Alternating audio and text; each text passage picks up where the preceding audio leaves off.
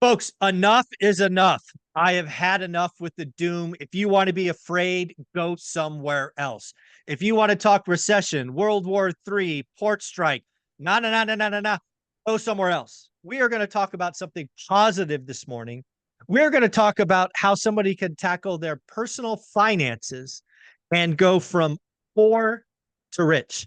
We're going to have this conversation with someone, Anna Kelly, like myself, who went from nothing to something.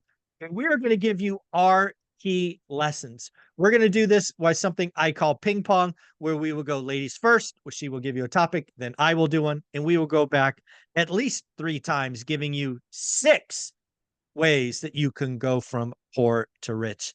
All right, Anna, do me a quick summary of your how you were brought up and the fact that you did start this journey poor, and then we can talk about some of the keys to getting rich. Absolutely. I grew up in Section 8 housing. I had no family members at that point who had a college degree that I know of. Maybe one uncle was in the middle of his college degree before he became a missionary, but I really knew nothing about money. All I knew was the hardship of not having money. My mom working 2 to 3 jobs, being in abusive relationships, not being able to leave because she couldn't make enough money. I lived poverty mentality because that's all my family had growing up was nothing. And oftentimes, when you have nothing, your ideas about money and satisfaction and having moments of joy are very, very different than what is healthy, unfortunately, because they've never seen anything different. So I did get my college degree. I knew that that was important for what I wanted to do. I wanted to make more money. I thought that the answer to life's problem was get more money, and it definitely makes things easier when you have money than not. Went into private banking. That's where I really first learned about how wealthy people think healthy thoughts about money.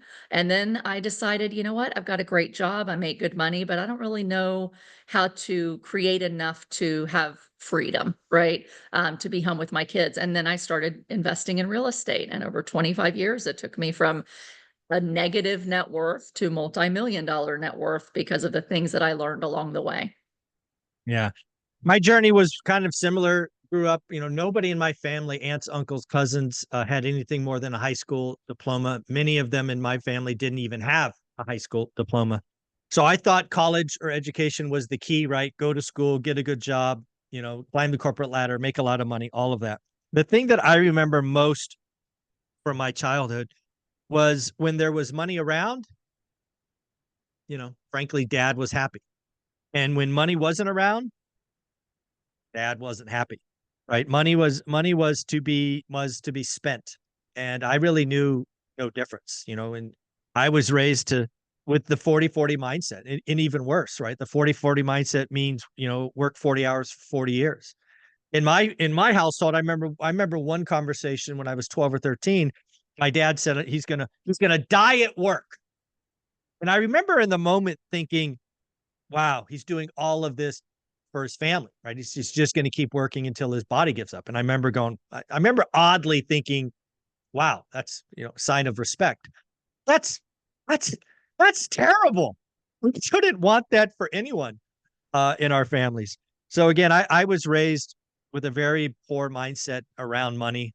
Um, and really, I had a job since I was 13, right? I was responsible for putting food in the fridge, as I recall, many times because he was unemployed, a bunch in the 80s. And I never, dude, I never thought I could be rich. It was never even a fathom.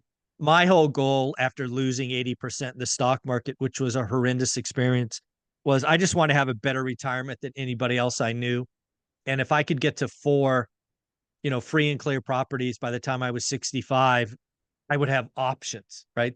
That was as Yes. that was as big as my mind would think. So the first thing I would tell someone is, um, you've got to get around people or environments other than you grew up in, right? Again, I think both of us were in this pool of resources that they didn't know any different. And, as we've seen, decades later, your network is your net worth.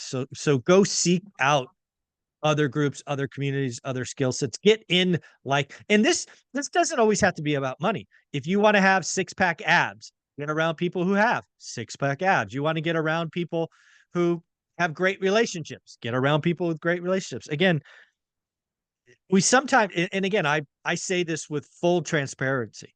I had no idea that my 5 friends or my small circle was keeping me down. I was comfortable and I thought, hey, I thought I was doing better than most of them. It wasn't until I got outside and I saw different folks in different environments that I really realized what was possible. So that's the first thing I think about how a poor person can get rich is get around rich people. Yeah, yeah, and I really that's really important. You know, for me it was getting the college degree, and I'm thankful I got the degree. And that's not the route for everybody, depending on many, many different things as we've talked about before. But going to school, getting a management degree, working full time in a degree required position, and then going to Bank of America, where I started to learn about what do wealthy people do with their money. Those things, the degree allowed me to get that job, and that job allowed me to really understand and be around wealthy people that were doing a lot of the right things with their money. So it was definitely a real shift. And I'll use this shift to kind of go to my next point, which is really you've got to understand whether you're thinking healthy about money. Are you getting your money advice from other people who are poor like you are, or enslaved to debt like you are, or living way above their means like you are? Or are you getting your advice about money from people who've actually had success with money? And it's really important because if you are not thinking healthy about money and you have a poverty mindset about money, you will do the same things that keep people poor. And I'll just give you a couple of those things. When life is really hard and your parents or you are working multiple jobs and you can't, you're living check to check like 70% of the population. You have $500 in savings and that's it, like 50% of the US population. It tells you people are not thinking right about money. And what happens is the minute you get it, what happened when people got COVID checks? What do? You self-medicate the pain of living check to check, and you think this might be the only time I ever have $1,000 extra in my hand. So let's go find some joy and spend it all on things that are Mm. going to make us feel good temporarily. And so we get used to that.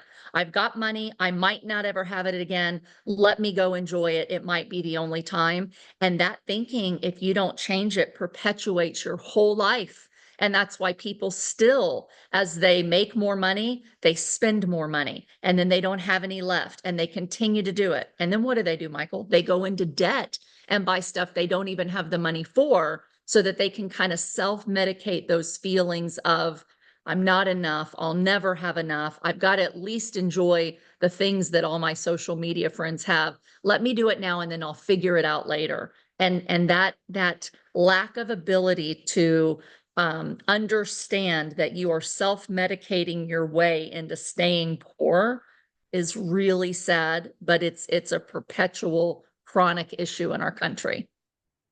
Yeah, both you and I sort of journey starts with college education. It certainly opened doors for me at the time when we were coming up with both Gen X.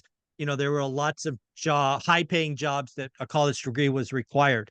We're seeing more and more of those disappear all the time. Right. So what I would True. tell somebody today coming up is you have to invest in yourself.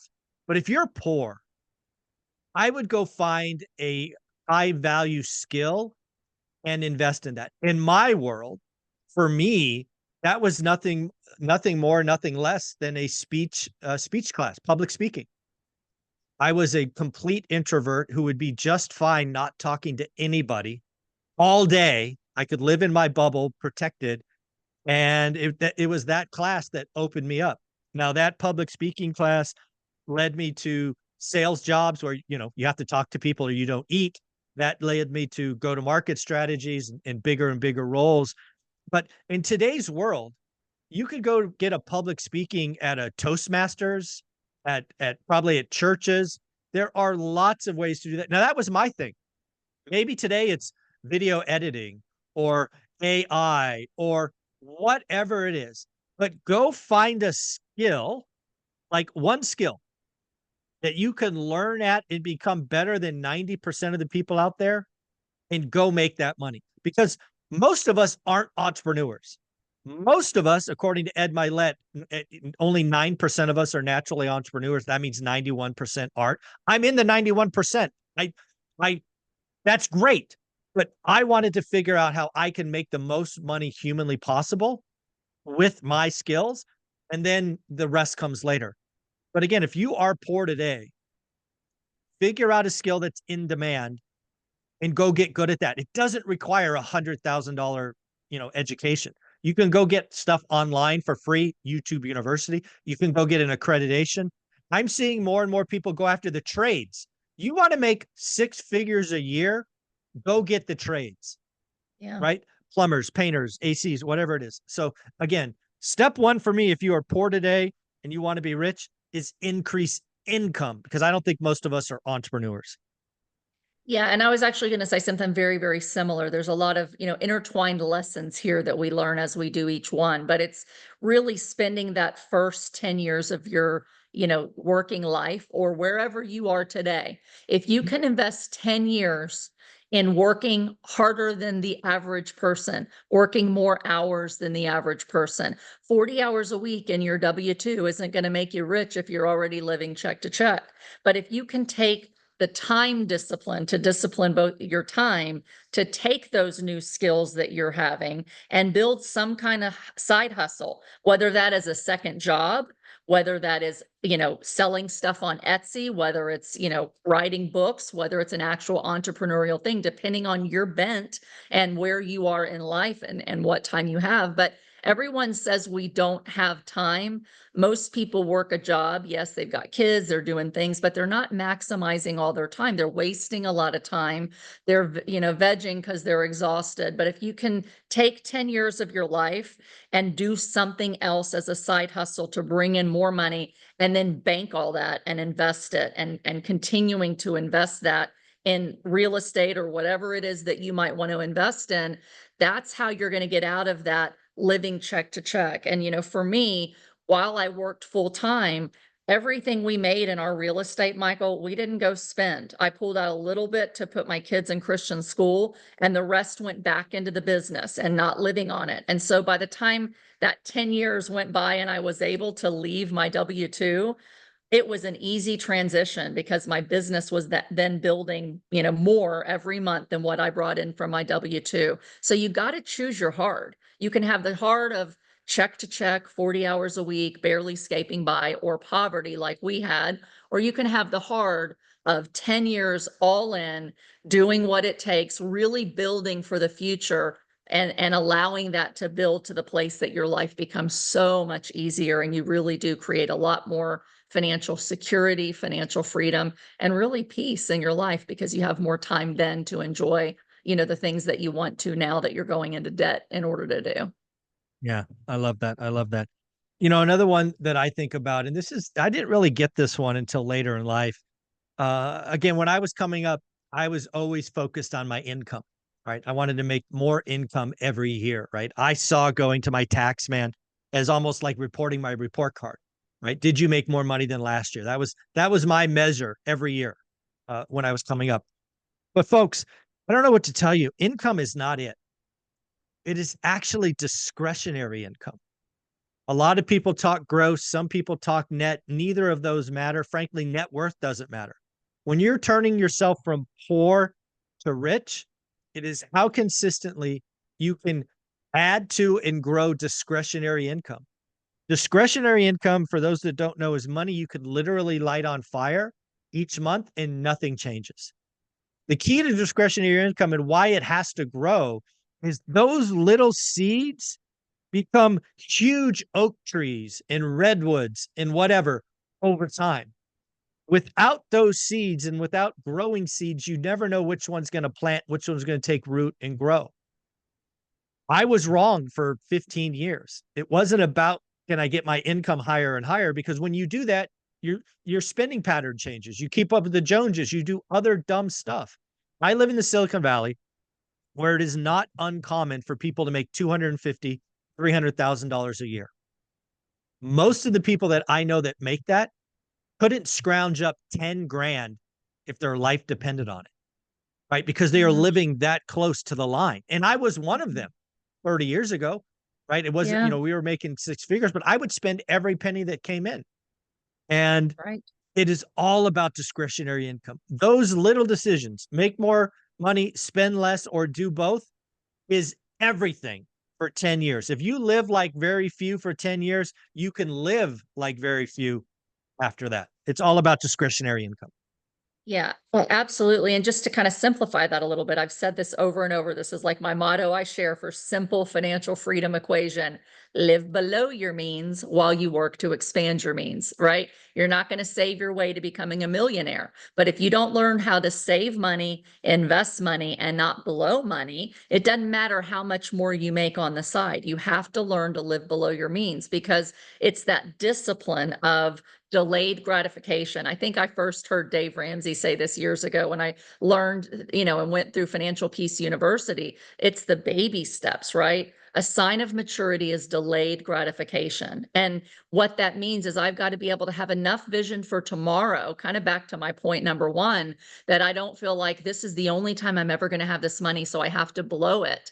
You have to make choices. And those choices about what we spend money on can't be so you don't want to live so under your means that you're barely scraping by and you have no joy and you have no fun, right? Because that doesn't allow you to be sustainable. And that's what causes you to go on the binge, right? It's like a person that's eating no carb for a year and suddenly they go to a birthday cake and they eat the whole birthday cake because they've just withheld for so long, right? If you can have delayed gratification and you can be disciplined about these are the things I can give up for a few years, and here's the things that I really need to have a little bit of joy in my life. There's a book I've thrown out there before called Life in Air, and I had kind of already lived this, but it really helped me go, this is what I've been doing. Or I said, you know what? I didn't have, believe it or not, Michael, I didn't have a smartphone for Mm, about 3 years. I used a flip phone.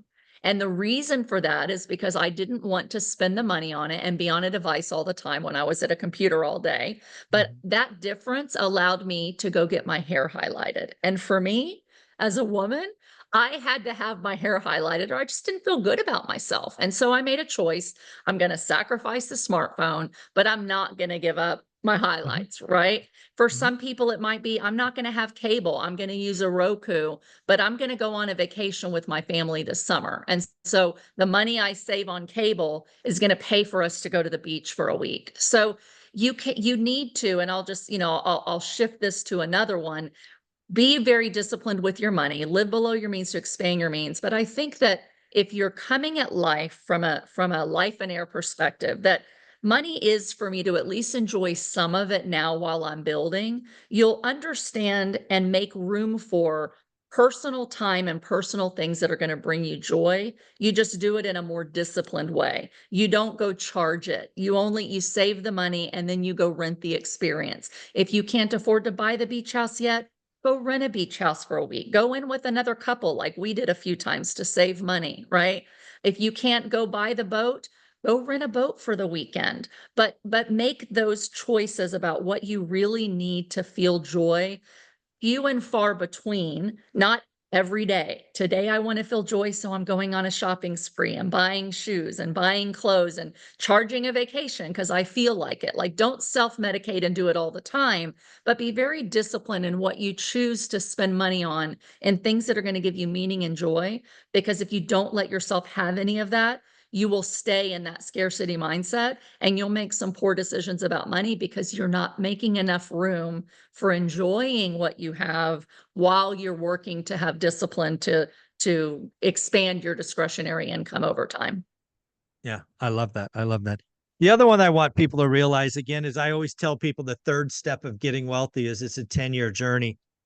Um, I hear so many people that, they listen to you and I and they get quote unquote religion and they start doing the baby steps and they get 3, 4, 5 years into it. Momentum is building. It's gone from these little trickles that you don't really recognize to maybe a small stream that you're like, oh, that's different.